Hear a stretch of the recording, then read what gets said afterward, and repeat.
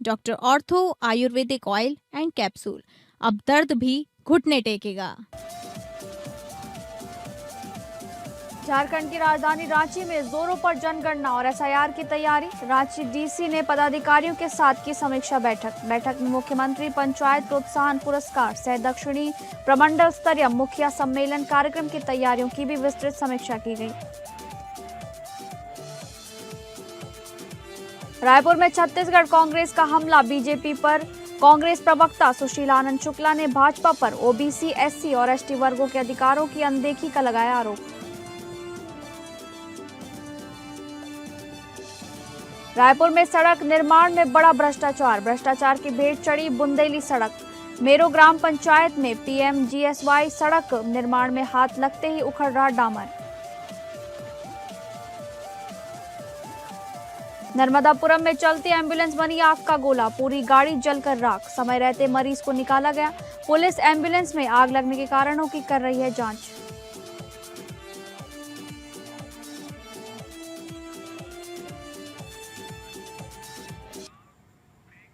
नमस्कार, आप सभी का स्वागत है स्टेट लाइव में। मैं हूं आपके साथ शालिनी राणा। शुरुआत करेंगे स्टेट लाइव की झारखंड की खबरों से। झारखंड में एसआईआर को लागू किए जाने को लेकर जिला स्तर पर तैयारी की जा रही है, तो वहीं रांची के जिला दंडाधिकारी सह उपायुक्त मंजुनाथ भजंत्री की अध्यक्षता में जिला स्तरीय वरीय पदाधिकारियों के साथ एक बैठक आयोजित की गई। इस बैठक में विशेष रूप से जनगणना कार्य, विशेष गहन पुनरीक्षण, विभागीय कार्य, आगामी कार्यक्रमों की तैयारी सहित विभिन्न प्रशासनिक विषयों पर विस्तृत चर्चा की गई।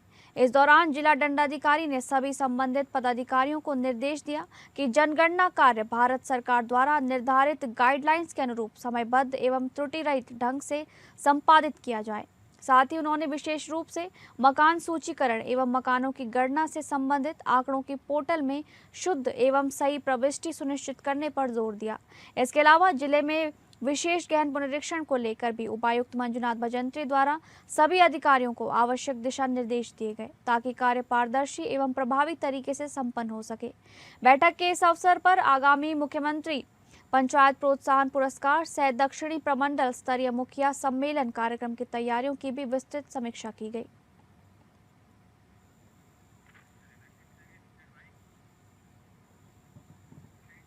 Bermo CISF unit CCL Kargali ने कमांडेंट राज प्रताप सिंह के नेतृत्व में चलाए जा रहे सघन अभियान के तहत बड़ी कार्रवाई करते हुए अमलो चेक पोस्ट के पास डोरी पार्किंग क्षेत्र से एक ऑल्टो कार को जब्त किया है।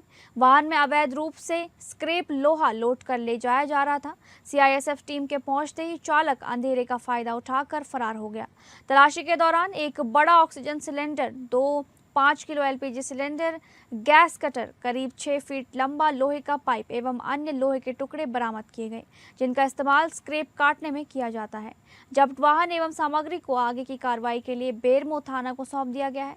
लगातार छापेमारी और खुफिया इनपुट के आधार पर हो रही कार्रवाई से क्षेत्र में कोयला और स्क्रैप तस्करों में हड़कंप मचा हुआ है।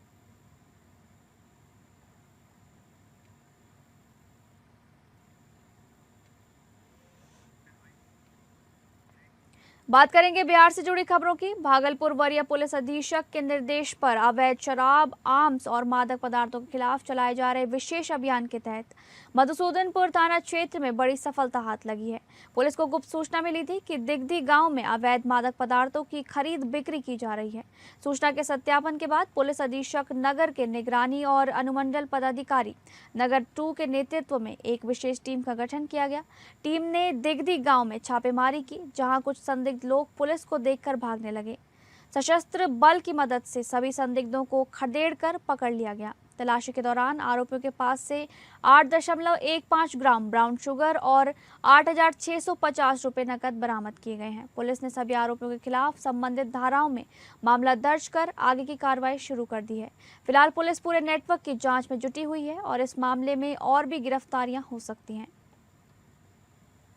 यहाँ जो ये मधुसूदनपुर थाना अंतर्गत एक सूचना प्राप्त हुई दिनांक 21/4/2026 को कि मधुसूदनपुर थाना अंतर्गत जो ये ग्राम दिगदी है, यहाँ पर अवैध मादक पदार्थ की खरीद बिक्री की जा रही है। तो इस सूचना का सत्यापन किया गया और इसमें एसडीपीओ सिटी 2 के नेतृत्व में एक टीम का गठन किया गया और इसमें जब वहाँ छापेमारी किया गया तो वहाँ से सबसे पहले 2 लोगों को वहाँ से अरेस्ट किया गया, जिनका नाम है शिव कुमार और ये राहुल कुमार, और इनके पास से 28 पुड़िया जो है, जो ये ब्राउन शुगर इनके पास से बरामद हुआ।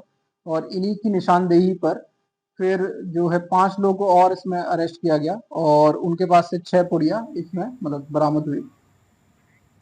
नशे के सौदागरों के खिलाफ बांका पुलिस को एक बड़ी सफलता हाथ लगी है। नवादा धौरैया मुख्य मार्ग पर मुन्नीहाट चौक के पास पुलिस ने सघन वाहन जांच अभियान चलाकर 5 किलो 200 ग्राम गांजा बरामद किया है। इस मामले में पुलिस ने 3 शातिर तस्करों को दबोचा है, जो बाइक के जरिए नशे की इस खेप को ठिकाने लगाने की फिराक में थे। मामले का खुलासा करते हुए बांका एसपी उपेंद्र नाथ वर्मा ने बताया कि धौरैया थानाध्यक्ष सह इंस्पेक्टर अमित कुमार के नेतृत्व में मुन्नीहाट चौक पर रूटीन चेकिंग की जा रही थी। इसी दौरान एक स्प्लेंडर बाइक पर सवार युवकों की गतिविधियां संदिग्ध लगी। पुलिस ने जब उन्हें रोककर तलाशी ली तो उनके पास मौजूद 4 पैकेटों से भारी मात्रा में गांजा बरामद हुआ। पुलिस द्वारा गिरफ्तार किए गए तस्कर अलग अलग क्षेत्रों के रहने वाले हैं। पुलिस ने एनडीपीएस एक्ट के तहत मामला दर्ज कर लिया है। कागजी कार्रवाई पूरी करने के बाद तीनों आरोपियों को न्यायिक हिरासत में बांका जेल भेज दिया गया है। पुलिस अब इन तस्करों के बैकवर्ड और फॉरवर्ड लिंकेज खंगाल रही है ताकि इस गिरोह की जड़ तक पहुंचा जा सके।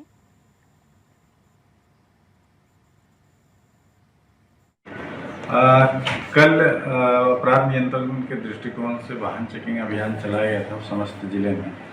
तो उसी क्रम में धौरैया थाना अंतर्गत धौरैया नवादा जगदीशपुर मार्ग पे मन्नीहाट चौक के नज़दीक वाहन चेकिंग किए जाने के क्रम में अकस्मात एक मोटरसाइकिल पर 2 व्यक्ति को संदेह के आधार पे डिटेन किया गया और उनकी जांच की गई। तो उनकी मोटरसाइकिल में से कुल 4 पैकेट जिसमें 5 किलो 200 ग्राम गांजा जैसा पदार्थ बरामद हुआ है। इस क्रम में इन दोनों को अरेस्ट करके पृथ्वी दिवस के मौके पर एमके पब्लिक स्कूल में अध्ययन करने वाले छात्र छात्राओं ने वृक्षारोपण कर पर्यावरण और जन संरक्षण का संकल्प लिया। वृक्षारोपण कार्यक्रम का आयोजन बुधवार को बौंसी इंस्पेक्टर और विद्यालय के डायरेक्टर की मौजूदगी में किया गया। थाना परिसर के चारों ओर 20 पौधों का पौधारोपण कार्य किया और पृथ्वी पर बढ़ रहे जल संकटों से निपटने का संकल्प लिया गया। इस मौके पर विद्यालय के छात्रों ने इंस्पेक्टर को एक पौधा भेंट किया और पृथ्वी पर बढ़ रहे जल संकट को बचाने में अपनी सहभागिता सुनिश्चित करने का अनुरोध किया। इस मौके पर विद्यालय के प्रिंसिपल ने कहा कि वर्तमान समय में पृथ्वी पर जल संकट खतरा गहराता जा रहा है, इसे बचाने का संदेश देते हुए उन्होंने कहा कि पृथ्वी दिवस का अवसर है। हमारा मुख्य उद्देश्य स्वस्थ पर्यावरण को बनाए रखना और हमारा कर्तव्य है कि नैतिक अधिकारों के प्रति लोगों में जागरूकता बढ़ाना, प्रदूषण कम करना और जैविक विविधता का संरक्षण करना। इसके अलावा हमारी शक्ति हमारा ग्रह विषय जीवन यापन की आदत, शारीरिक स्वास्थ्य और बुनियादी ढांचे की विशेषता जैसे मुद्दों पर केंद्रित है। तेजी से गिरता भूजल स्तर और विलुप्त होती प्रजातियों के बीच ये दिवस पर्यावरण और जल संरक्षण के लिए एक गंभीर चेतावनी है।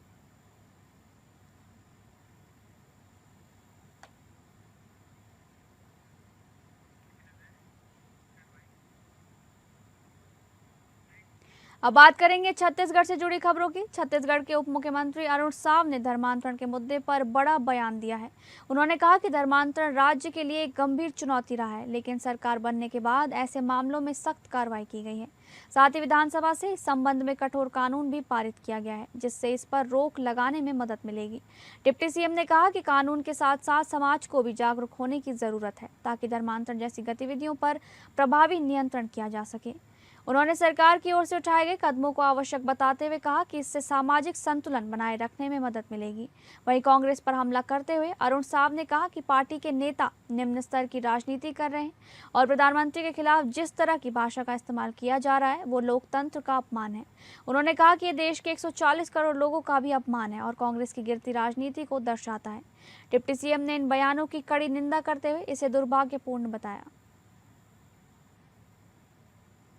देखिए, ये सही है कि धर्मांतरण की समस्या राज्य के लिए बहुत बड़ी समस्या और बड़ी चुनौती हमारे सामने रही है और इसलिए हमारी सरकार बनने के बाद धर्मांतरण के जो भी मामले आए मौजूदा कानून में हमने कठोर कार्यवाहियां की है। अब कठोर कानून भी विधानसभा से पारित हो गया है और निश्चित रूप से इससे धर्मांतरण रोकने में मदद मिलेगी और समाज को भी स्वाभाविक रूप से धर्मांतरण रोकने के लिए आगे आना पड़ेगा और समाज में भी जागरूकता लगातार आ रही है। छत्तीसगढ़ में नगरीय प्रशासन विभाग की जिम्मेदारी संभाल रहे उप मुख्यमंत्री अरुण साव ने 2 दिनों तक नगरीय निकायों के अधिकारियों की महत्वपूर्ण समीक्षा बैठक ली।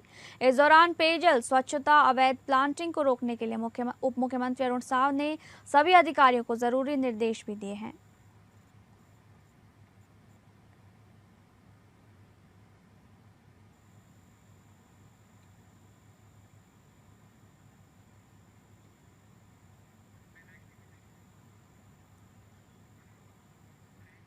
कांग्रेस ने आरक्षण और हालिया सरकारी आदेश को लेकर राज्य सरकार पर गंभीर सवाल उठाए हैं। कांग्रेस प्रवक्ता सुशीला आनंद शुक्ला ने भाजपा पर ओबीसी, एससी और एसटी वर्गों के अधिकारों की अनदेखी का आरोप लगाया है। उन्होंने कहा कि 27% ओबीसी आरक्षण लागू नहीं किया गया और मामला लंबित रखा गया है। साथ ही कर्मचारियों पर लगाए गए प्रतिबंध और फिर उस पर रोक लगाने को लेकर सरकार की कार्यप्रणाली पर सवाल उठाए। वहीं राहुल गांधी का जिक्र करते हुए कहा गया कि वे ओबीसी वर्ग की आवाज उठा रहे हैं। इसी बीच कमर्शियल सिलेंडर की कमी और अन्य मुद्दों को लेकर भी सरकार घिरी हुई है।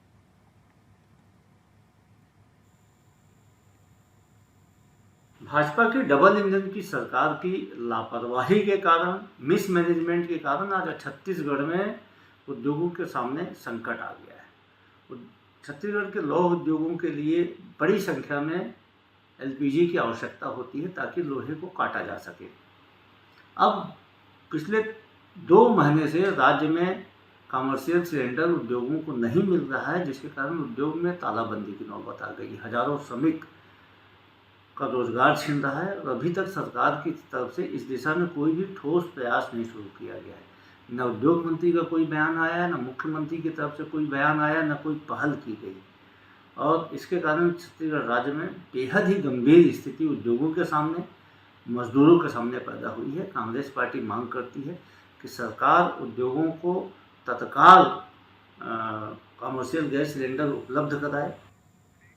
अगली खबर, विकास के बड़े बड़े दावों के बीच मेरो ग्राम पंचायत से भ्रष्टाचार की एक चौंकाने वाली तस्वीर सामने आई है, जिसने सरकारी निर्माण कार्यों की गुणवत्ता पर गंभीर सवाल खड़े कर दिए हैं। यहां प्रधानमंत्री ग्रामीण सड़क योजना के तहत बुंदेली सड़क का निर्माण कार्य कराया गया, लेकिन निर्माण की गुणवत्ता इतनी खराब है कि सड़क बनने के कुछ ही समय बाद ही उखड़ने लगी है। मौके पर पहुंची हमारी टीम ने जब सड़क का निरीक्षण किया तो पाया कि डामर की परत इतनी कमजोर है कि उसे बिना किसी औजार के सिर्फ हाथ से ही उखाड़ा जा सकता है। सड़क की ऊपरी परत कागज की तरह टूटकर हाथ में आ रही है। स्थानीय ग्रामीणों का कहना है कि लंबे इंतजार के बाद उन्हें सड़क की उम्मीद जगी थी, लेकिन निर्माण में हुई लापरवाही और कथित भ्रष्टाचार ने उनके सपनों पर पानी फेर दिया है। ग्रामीणों का आरोप है कि ठेकेदार और संबंधित विभागीय अधिकारियों की मिलीभगत से मानकों की अनदेखी कर सिर्फ खानापूर्ति की गई है। हम खड़गवां ब्लॉक के ग्राम बुंदेली से मेरो ग्रामीणों के द्वारा बताया गया कि प्रधानमंत्री सड़क योजना के तहत रोड बना है। बुंदेली से जो मेरो का है लगभग ये बता रहे हैं 4 से 5 किलोमीटर का यह रोड है और प्रधानमंत्री सड़क योजना के तहत ग्रामीणों को शहर से जोड़ने के लिए यह सड़क का निर्माण किया जाता है।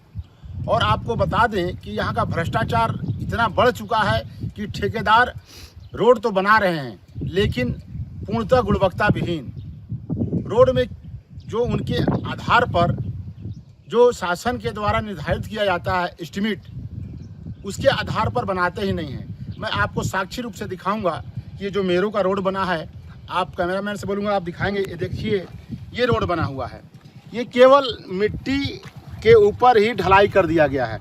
इसका स्पष्टीकरण ये देखिए, ये मैं हाथ डाल रहा हूँ, ये उखाड़ रहा हूँ और ये देखिए नीचे पूरा गिट्टी है ही नहीं। गिट्टी का जो एक परत चढ़ाया जाता है वो है ही नहीं। केवल आप देख सकते हैं आप किस प्रकार हाथ से मैं खोद दे रहा हूँ रोड को। ये देखिए ये किस प्रकार का, अगर रोड सरकार तो पूरा पैसा दे रहा है लेकिन आप देख सकते हैं किस प्रकार शासन के पैसे का दुरुपयोग किया जा रहा है ठेकेदार के द्वारा। और शासन चाहती है कि जनता को, ग्रामीणों को लाभ मिले, लेकिन क्या वह लाभ मिल पाता है? अधिकारी भी कहीं ना कहीं इसमें मिले होंगे, तब तो यह ऐसा घटिया रोड निर्माण किया जा रहा है। राजेश उपाध्याय, जिला एमसीबी, एपीएन न्यूज। देखिए सर, बहुत गंदा काम हुआ है। देखिए ना, 4 आदमी खड़े में क्या मतलब होगा? ये शासन तो आप लोग को रोड के लिए पैसा दे रही है जी, जी। और इसके बाद रोड निर्माण भी हो रहा है, सही लेकिन ये घटिया निर्माण है। बहुत घटिया निर्माण है। ये कौन ठेकेदार बनाया है? भाई सर इसको मेरे को पता नहीं है, लेकिन सब अभी बनाए हैं तो अभी इसी कितना दिन हुआ होगा ये रोड अरे बनाए? मुश्किल से 2 सप्ताह तो पहले वो ढलाई हुआ है। अच्छा बंजी से बुंदेली तक आपको आने में पहले दिक्कत हुआ करता था। हाँ हो रहा था। तो ये रोड बन रहा है तो ये सुगम बना है कि दुर्गम बन रहा है? मतलब ये सुगम बन रहा है बनने के लिए, लेकिन यही मतलब ये गलत बन रहा है। घटिया निर्माण। हाँ घटिया निर्माण बन रहा है ये। अगली खबर का रुख करेंगे। एमसीबी में विकास कार्यों में गुणवत्ता को लेकर एक बार फिर गंभीर सवाल खड़े हो गए हैं। नागपुर हर्रा जलाशय से निकाली जा रही नहर, जिसे 5 ग्राम पंचायतों के सैकड़ों किसानों के खेतों तक पानी पहुंचाने के उद्देश्य से बनाया जा रहा है, अब विवादों के घेरे में है। स्थानीय ग्रामीणों, वार्ड पंच और सरपंच ने निर्माण कार्य में भारी अनियमितता का आरोप लगाया है। मौके पर मौजूद वार्ड नंबर 13 की पंच सरोज जायसवाल ने मीडिया से बातचीत में बताया कि नहर के निर्माण में इस्तेमाल किया जा रहा मटेरियल रेत, गिट्टी और सीमेंट बेहद घटिया स्तर का है।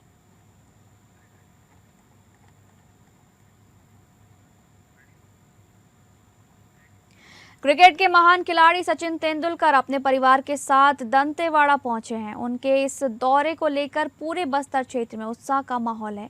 यहां से वे छिंदनार गांव जाएंगे, जहां वे आदिवासी बच्चों से मुलाकात करेंगे और उनके साथ क्रिकेट खेलते नजर आएंगे। सचिन तेंदुलकर इस दौरान एक नए क्रिकेट ग्राउंड का उद्घाटन भी करेंगे। 50 स्कूल ग्राउंड्स हम डेवलप कर रहे हैं, मैदान। तो ये बेसिकली हम मैदान कप करके एक हो रहा है, कंपटीशन हो रही है, जिसे मानदेशी और हमारा सचिन तेंदुलकर फाउंडेशन सपोर्ट करता है और ऑलमोस्ट 5000 से ज़्यादा बच्चों को फ़ायदा होगा इससे। तो बहुत खुशी हो रही है। हमारा फाउंडेशन यहाँ पे मानदेशी टीम के साथ कुछ अच्छा काम कर रहा है, तो उसी वजह से हम यहाँ पे आए हुए हैं। और ये जो कंपटीशन हो रहा है, तो शायद मैं बच्चों के साथ कुछ गेम भी खेलूं। अलग अलग स्पोर्ट है, कबड्डी, खो खो, एथलेटिक्स है। खबरों में आगे बढ़ेंगे और बात करेंगे मध्य प्रदेश से जुड़ी खबरों की। सिवनी मालवा से नर्मदापुरम मरीज को लेकर आ रही शासकीय एम्बुलेंस में सावलखेड़ा के पास अचानक आग लग गई। चलते वाहन से धुआं उठते ही चालक ने तुरंत एम्बुलेंस रोकी और स्टाफ की मदद से मरीज को सुरक्षित बाहर निकाला गया। डोलरिया थाना प्रभारी प्रवीण चौहान ने बताया कि मरीज को बाहर निकालते ही कुछ देर ही में आग ने भीषण रूप ले लिया और एम्बुलेंस धू कर जलने लगी। देखते ही देखते पूरी एम्बुलेंस जलकर राख हो गई। घटना की सूचना मिलते ही पुलिस फायर 112 टीम मौके पर पहुंची और फायर 112 के ड्राइवर ने अग्निशमन यंत्र से एम्बुलेंस की आग पर काबू करने का प्रयास किया, जिसके बाद भी एम्बुलेंस जलकर राख हो गई। गनीमत रही कि इस हादसे में कोई जनहानि नहीं हुई। हालांकि पुलिस एम्बुलेंस में आग लगने के कारणों का जांच कर रही है।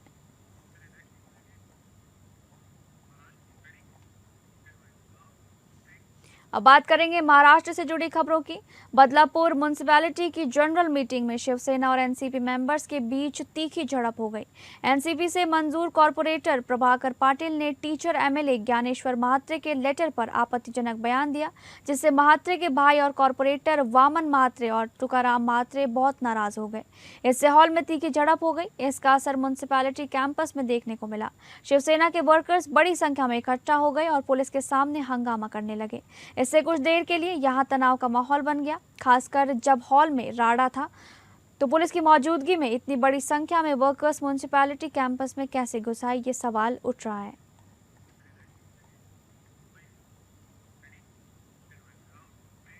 नवी मुंबई महानगर पालिका के अतिक्रमण विभाग के उपायुक्त कैलाश गायकवाड़ को रिश्वत लेते हुए भ्रष्टाचार निरोधक विभाग द्वारा रंगे हाथों पकड़े जाने के महज 24 घंटे के भीतर इस मामले ने राजनीतिक रंग ले लिया है। बेलापुर की विधायक मंदा महात्रे ने मामले की गहन जांच की मांग करते हुए कई गंभीर सवाल उठाए हैं। विधायक मंदा महात्रे ने कड़ी प्रतिक्रिया देते हुए कहा, गायकवाड़ किसके कलेक्टर थे, उनके पीछे आखिर कौन है, इसकी जांच होनी ही चाहिए। उन्होंने आरोप लगाया कि कुछ राजनीतिक पदाधिकारी और जनप्रतिनिधि गायकवाड़ को बचाने की कोशिश कर रहे हैं। परतवाड़ा, अचलपुर, जुड़वा शहरों में नाबालिग लड़की के शोषण और वीडियो वायरल मामले में मुख्य आरोपी मोहम्मद अयान को अदालत ने फिर से 7 दिन की पुलिस हिरासत में भेज दिया है। अदालत ने पुलिस द्वारा ठोस सबूत पेश न कर पाने के चलते सबूत जुटाने के लिए ये समय दिया गया है।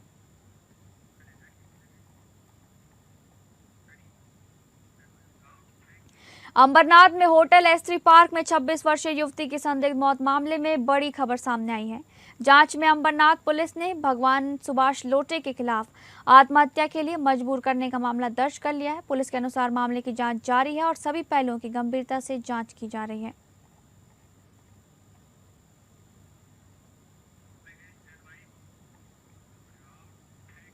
फिलहाल स्टेट लाइव में बस इतना ही। नमस्कार।